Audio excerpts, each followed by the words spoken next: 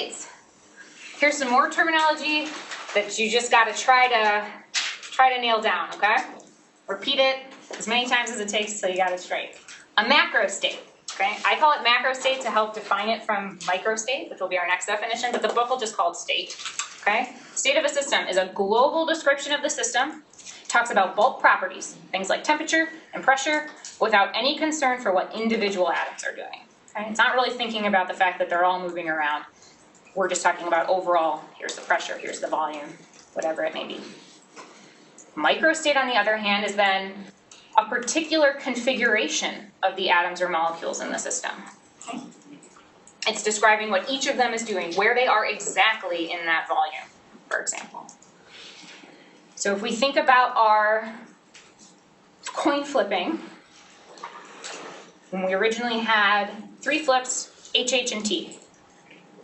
But if we don't care about what order we get them in, such as HTH or THH, we could say that HHT, HTH, and THH are all equivalent microstates of the same macrostate, and that macrostate is 2 heads, 1 tail. So this is our simplified example. The macrostate here is 2 heads and 1 tail, and there are 3 different micro ways to get that. And we call this also the macrostate. You might call it your aggregate outcome. The book calls that an aggregate. Any questions on this stuff? Keeping the terminology straight is just with more practice, it gets easier and easier. So now we're going to define a term called multiplicity. So for an aggregate outcome, the book also will sometimes call it your desired outcome. Okay? So let's say you want to get 3 heads out of 4 tosses. The probability of getting that is the number of ways you can get 3 heads out of 4 out of the total number of possible outcomes of flipping the coin 4 times. Okay. Top number. How many ways to get 3 heads and 1 tail, right? And you could just write it on a piece of paper and, sketch it out, figure out all the different orders you could flip it in. And bottom is all the possible outcomes of flipping a coin 4 times, which of course could be heads, heads, heads, heads, tails, tails, tails, tails, heads, tails, heads, tails, tails, heads, tails, heads. You could write them all down on a piece of paper and come up with them.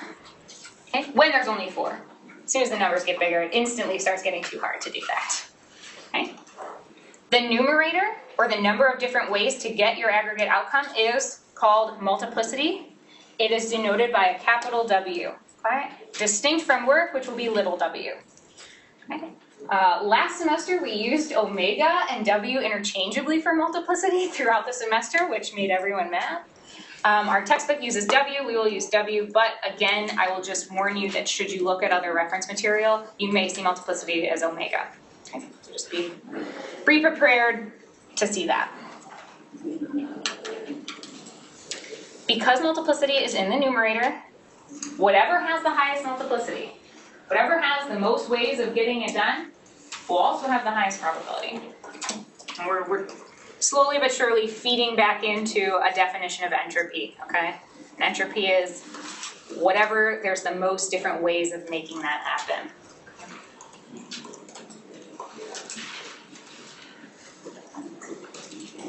Okay, so we have these definitions again.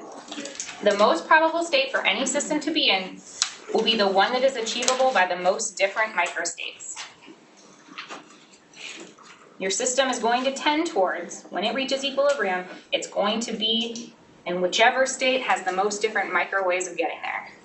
We'll do the dye example again too, which will hopefully help bring it home. So the second law of thermal, also sometimes called principle of maximum entropy, and we'll define it on the next 3 slides again. Basically what it says is a system will spontaneously move towards whatever state maximizes microstates or maximizes multiplicity. We're always trying to move towards max multiplicity.